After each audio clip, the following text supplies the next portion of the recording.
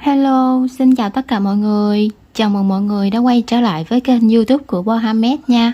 Hôm nay Bo chạy hướng dẫn cho mọi người cách móc một bé nắm đội mũ mèo Hello Kitty như vậy nha. Mọi người sẽ chuẩn bị cho mình len màu trắng, len màu đỏ, len màu đen. Kim móc mình sử dụng kim móc 2.5mm và kim móc 1.25mm nha. Kéo cắt len, kim khâu len, kim đánh dấu, một cặp mắt 4mm và một ít bông gòn bi để mình nhồi thú nha. Và bây giờ mình sẽ vào hướng dẫn chi tiết nha. Đầu tiên mình sẽ sử dụng len màu trắng để làm cái phần mũ nha. Mọi người sẽ tạo cho mình một cái vòng tròn ma thuật. Sử dụng kim 2.5mm nha. Móc lên một mũi móc xích. Móc vào cái vòng tròn này 6 mũi móc đơn nha. 1 2 3 4 5 6. Sau đó kéo khít cái vòng tròn này lại, trượt mũi vào chân mũi đầu tiên.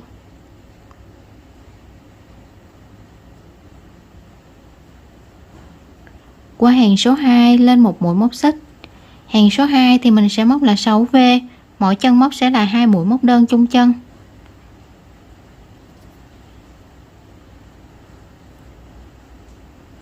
Móc thêm một mũi móc đơn vào cùng chân móc. Như vậy mình được một mũi V.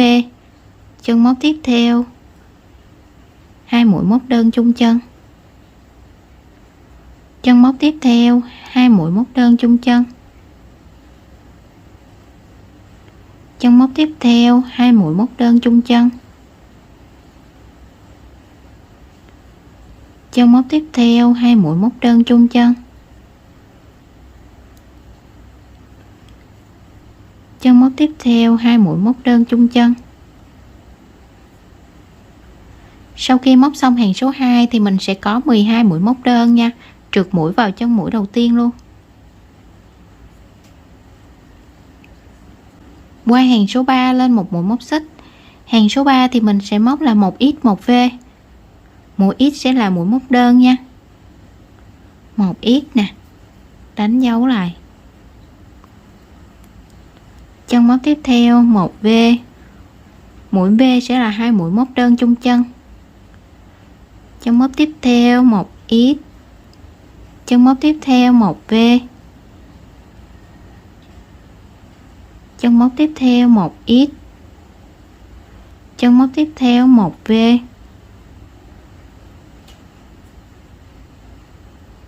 Mọi người cứ móc như vậy cho đến cuối hàng nha. Sau khi móc đến cuối hàng thì mình sẽ có 18 mũi móc đơn nha, trượt mũi vào chân mũi đầu tiên. Qua hàng số 4 lên một mũi móc xích. Hàng số 4 thì mình sẽ móc là 2x 1V, nhưng mình sẽ tản mũi ra, mình sẽ móc là 1x 1V 1x nha. Đây là 1x, mình đánh dấu lại. Chân móc tiếp theo 1V. Chân móc tiếp theo 1x. Như vậy là mình được một cụm 1x 1V 1x nha. Cụm tiếp theo 1x 1V 1x. Cụm tiếp theo 1x 1V 1x. Mọi người cứ móc như vậy cho đến cuối hàng nha. Sau khi móc đến cuối hàng thì mình sẽ có 24 mũi móc đơn nha, trượt mũi vào chân mũi đầu tiên.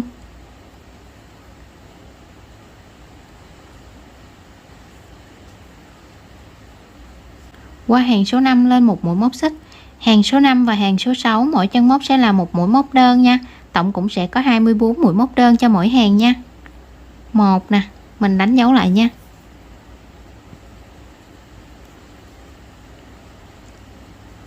2 3 4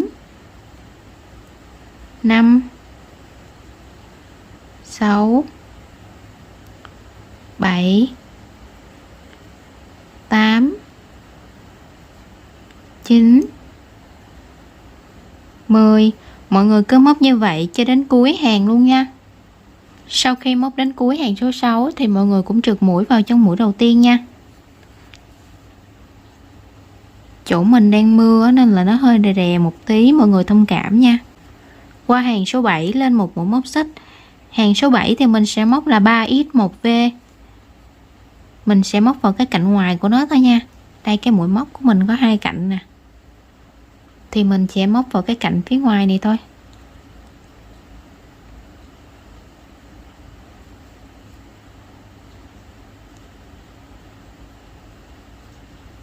Một, đánh dấu lại nha.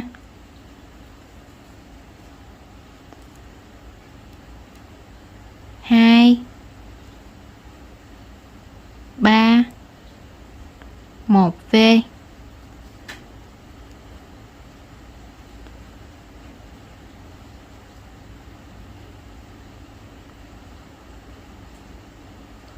Một,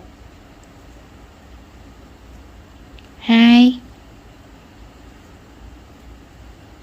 ba, một v.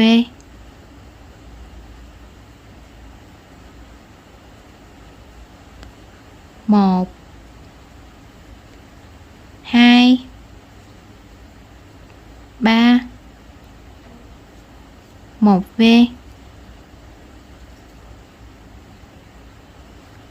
Mọi người cứ móc như vậy cho đến cuối hàng nha. Sau khi móc đến cuối hàng thì mình sẽ có 30 mũi móc đơn nha. Trượt mũi vào chân mũi đầu tiên. Qua hàng số 8 lên một mũi móc xích. Hàng số 8 thì mình sẽ móc là 4x1v nhưng mình sẽ tản mũi ra nha. Mình sẽ móc là 2x1v 2x. Đánh dấu lên cái mũi đầu tiên. 2 1v.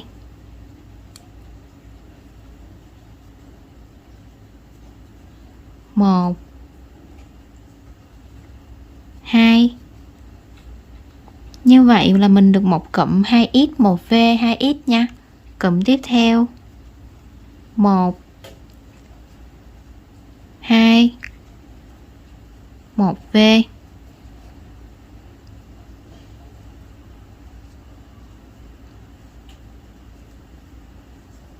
1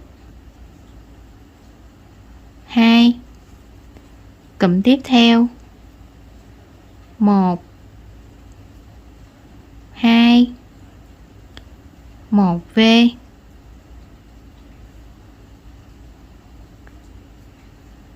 1 2. Mọi người cứ móc như vậy cho đến cuối hàng nha. Sau khi móc đến cuối hàng thì mình sẽ có 36 mũi móc đơn nha. Trượt mũi vào chân mũi đầu tiên để kết thúc hàng. Kéo len ra cắt len luôn nha.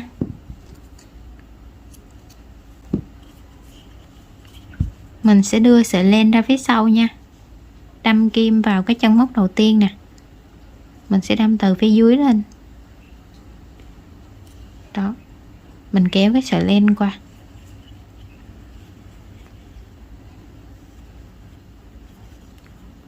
Sau đó mọi người sẽ dùng kim khâu để mình giấu sợi đi nha. Và như vậy là mình đã hoàn thành xong cái phần mũ nha. Mình cũng sẽ dùng len màu trắng để móc cái phần thân nha. Mọi người sẽ tìm cho mình cái hàng số 6 mà lúc nãy mình móc cạnh ngoài á. Thì bây giờ mình sẽ móc cạnh trong nha. Đây nè. Mình móc vào cái cạnh phía trong này. Kéo cái len qua. Móc lên một mũi móc xích. Móc vào cái chân móc đó một mũi móc đơn. Kẹp luôn cái sợi thừa vào nhé. Đánh dấu lại. Kéo cái sợi len này cho nó chặt lại nè. Ở hàng số 9 này thì mình sẽ móc mỗi chân móc là một mũi móc đơn nha.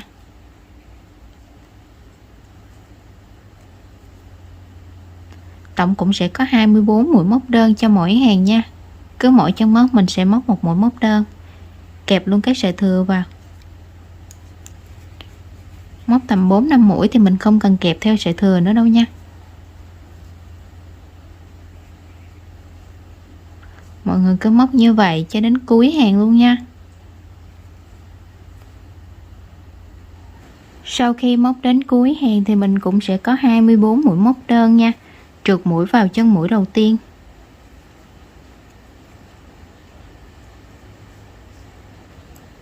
Qua hàng số 10 lên một mũi móc xích. Hàng số 10 và hàng số 11 mỗi chân móc sẽ là một mũi móc đơn nha. Tổng cũng sẽ có 24 mũi móc đơn cho mỗi hàng nha. 1 nè, mình sẽ đánh dấu lại.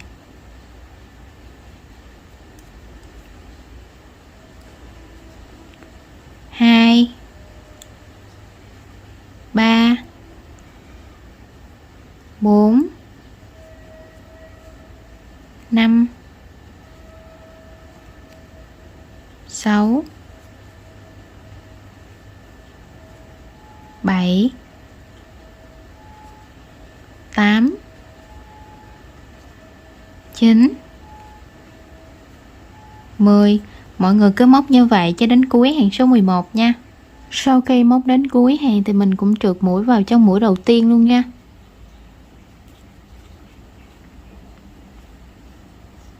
Qua hàng số 12 lên một mũi móc xích. Hàng số 12 7 chân móc đầu tiên mỗi chân móc một mũi móc đơn. 1, đánh dấu lại. 2 3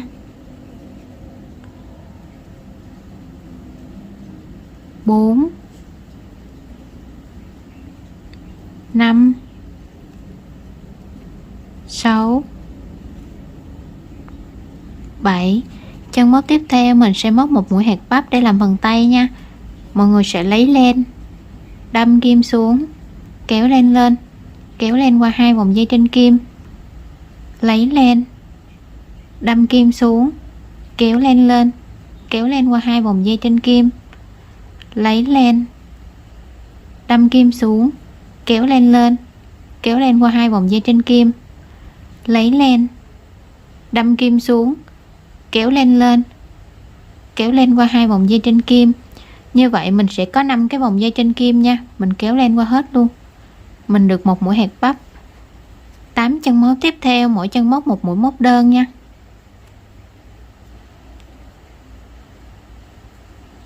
1 2 3 4 5 6 7 8. Chân móc tiếp theo mình sẽ móc một mũi hạt bắp.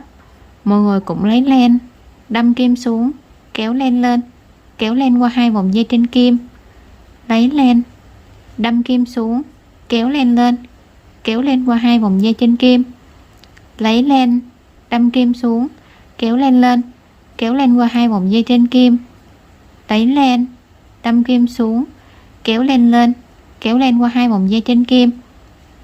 Như vậy mình sẽ có 5 cái vòng dây trên kim nha. Mình kéo len qua hết luôn.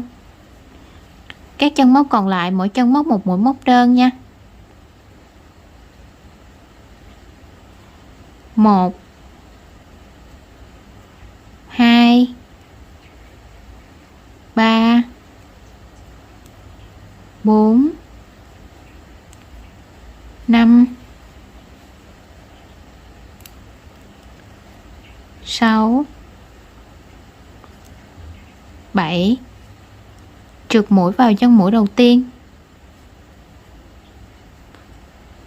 Qua hàng số 13 lên một mũi móc xích. Hàng số 13 và hàng số 14 mỗi chân móc một mũi móc đơn nha. Tổng cũng sẽ có 24 mũi móc đơn cho mỗi hàng nha. 1, đánh dấu lại. 2 3 4 5 6 7 8 9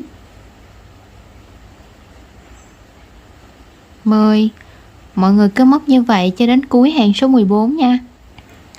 Sau khi móc đến cuối hàng thì mình cũng trượt mũi vào chân mũi đầu tiên nha.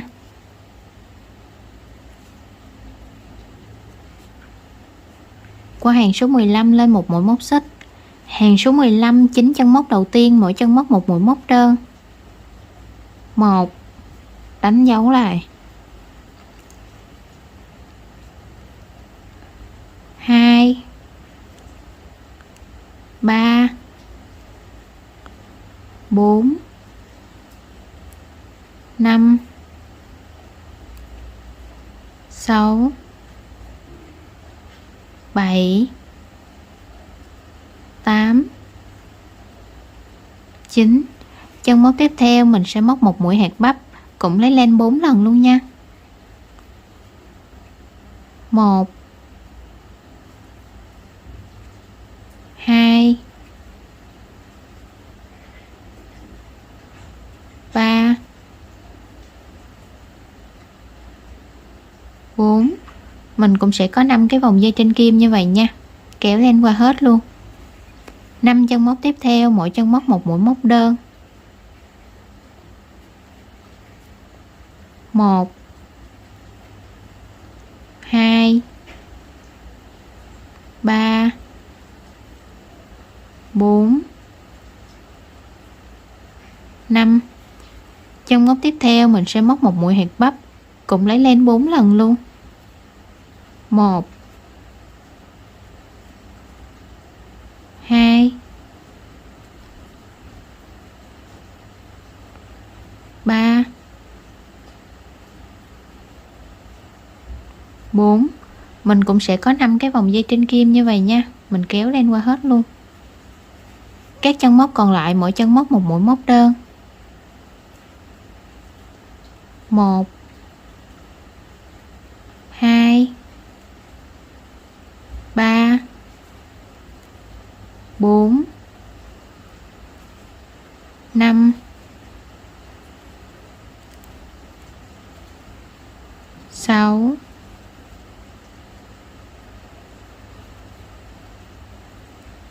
7 8. Trượt mũi vào chân mũi đầu tiên.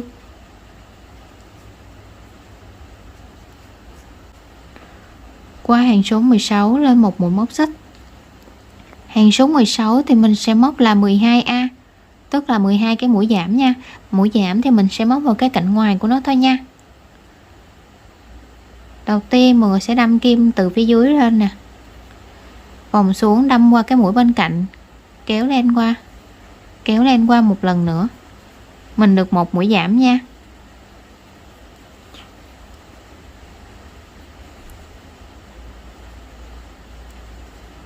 Hai,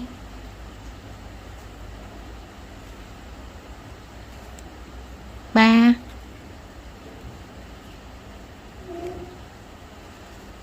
4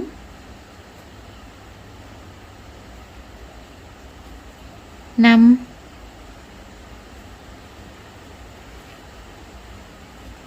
6. Mọi người cứ móc như vậy cho đến cuối hàng luôn nha. Sau khi móc đến cuối hàng thì mình sẽ còn được 12 mũi móc đơn nha.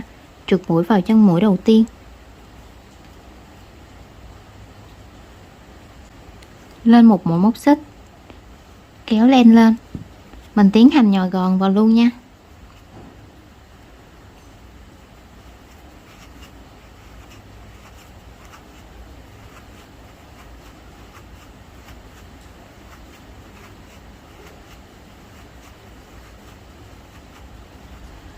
Nhồi gòn xong thì mình sẽ tiến hành móc cái hàng cuối cùng nha, hàng số 17. Hàng số 17 thì mình sẽ móc là 6A, 6 cái mũi giảm nha. 1, đánh dấu lại.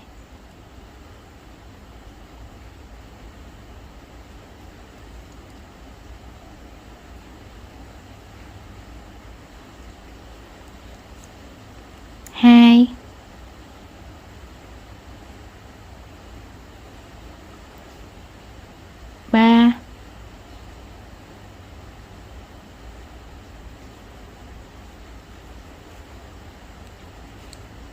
4,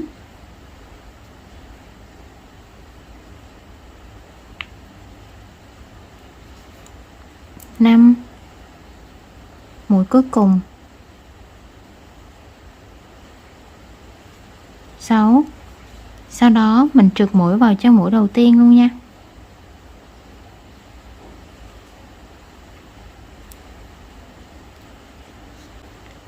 Kéo len ra, chừa một đoạn dài để mình khâu nha.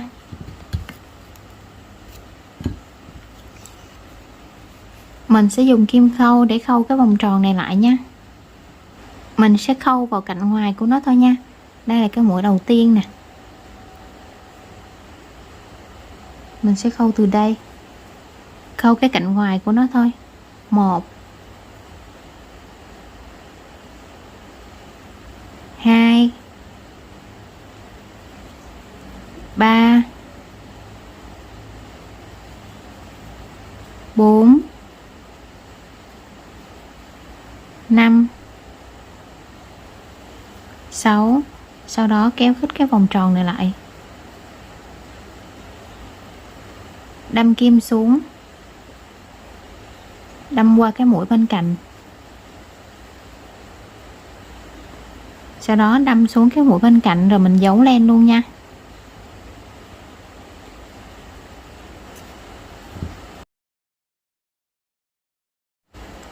Như vậy là mình đã làm xong phần thân của bé nấm rồi nha. Bây giờ mình sẽ hướng dẫn cho mọi người gắn mắt nha. Mắt thì mình sẽ gắn giữa hàng 11 và 12. Đây là hàng số 9 nè, 10, 11, 12. Giữa hàng 11 và 12 sẽ là hàng này nha. Mình sẽ gắn ở đây. Hai mắt sẽ cách nhau 4 mũi móc. 1, 2, 3, 4. Mình sẽ gắn vào đây và đây nha. Đây là mình đã gắn mắt xong nha. Mình cũng sử dụng len màu trắng để móc phần tay nha. Đầu tiên mọi người sẽ tạo cho mình một cái nút thắt. Móc lên 3 mũi móc xích. 1, 2, 3. Bỏ qua chân mũi đầu tiên, móc vào chân mũi thứ hai, một mũi móc đơn. Chân mũi tiếp theo mình sẽ móc một mũi kép đơn. Lên một mũi móc xích. Sau đó kéo len ra cắt len luôn, chừa một đoạn để chút nữa mình khâu nha.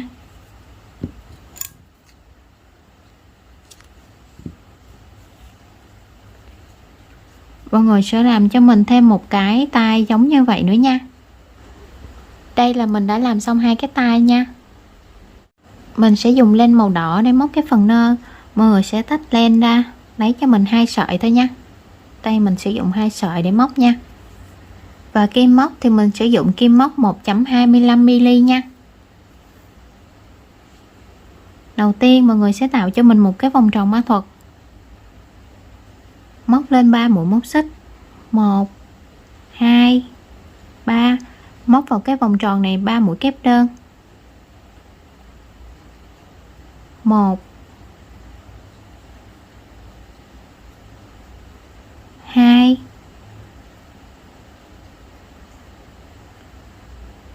3. Móc lên 3 mũi móc xích. 1, 2, 3. Trượt mũi vào cái vòng tròn ma thuật.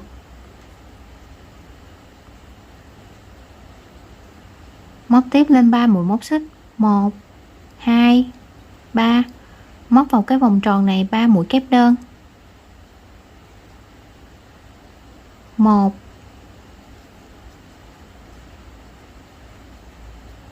2,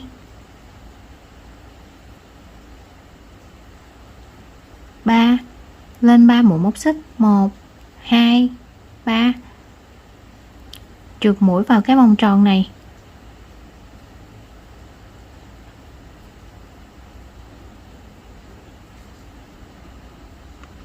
Kéo len ra. Sau đó siết cái vòng tròn này lại nha. Như vậy là mình đã xong cái nơ nè. Bây giờ mình chỉ cắt len rồi quấn nó lại là xong nha.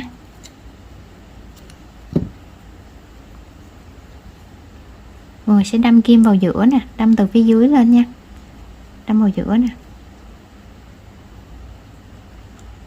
kéo cái sợi len này xuống luôn.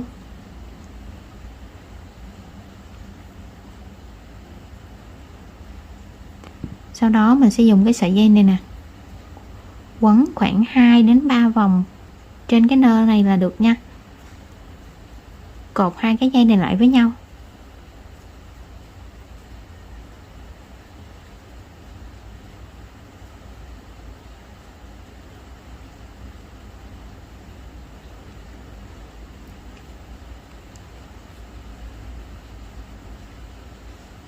Mình cắt cái len thừa đi nha.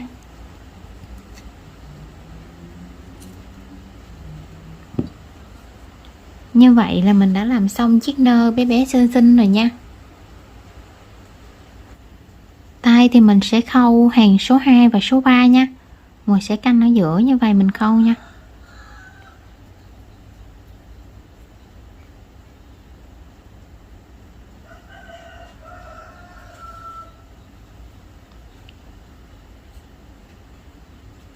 Mình sẽ đâm kim vào cái mũi đầu tiên ở đây nè.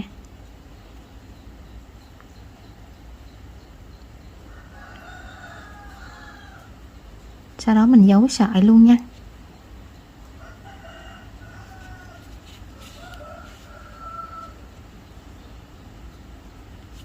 Như vậy là mình đã khâu xong một bên tay nha.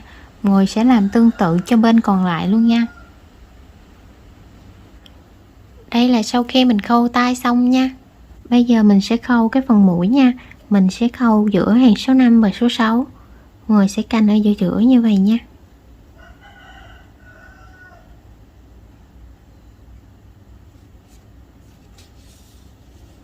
Chừa một đoạn để chút nữa mình giấu sợi nha.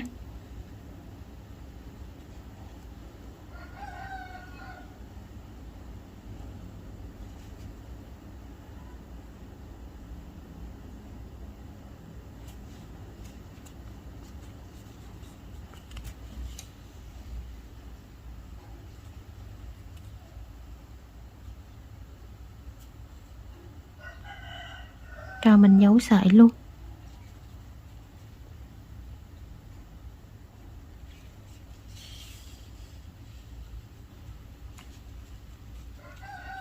Như vậy mình đã xong cái phần mũi nha. Mình sẽ dùng len màu đen để mình khâu cái phần mắt nha.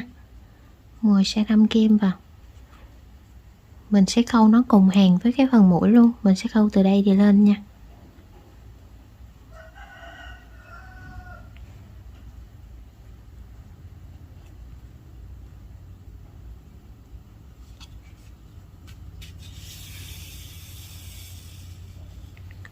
Chừa một đoạn đi chút nữa mình giấu sợi nha. Mình sẽ canh nó thẳng hàng lên như vậy nè. Mình sẽ đâm vào đây nha. Sau đó đâm qua bên đây, khâu mắt còn lại luôn.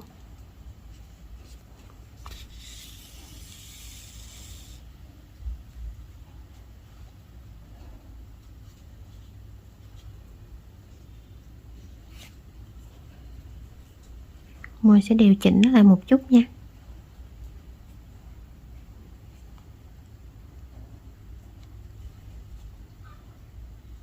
Rồi, mình cũng sẽ canh nó thẳng hàng lên luôn.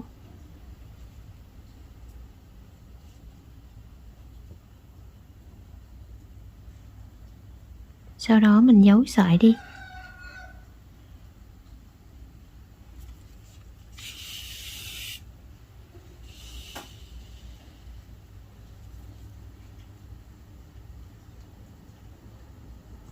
Mình sẽ dùng một sợi để mình khâu cái phần râu mèo nha. Rồi sẽ đâm kim từ phía sau nè, đâm ra trước như vậy nha. Mình sẽ đâm vào giữa hàng nè.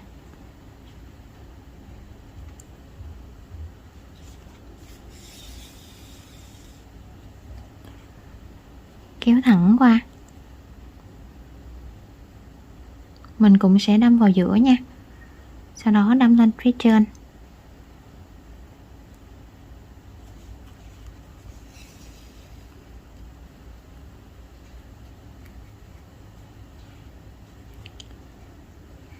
Mình sẽ khâu xéo lên, Câu xéo lên phía trên một chút nha.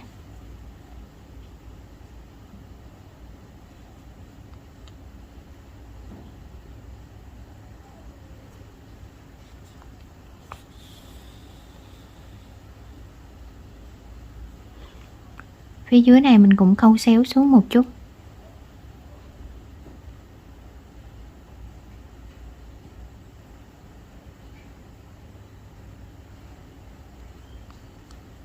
Đâm qua bên đối diện luôn.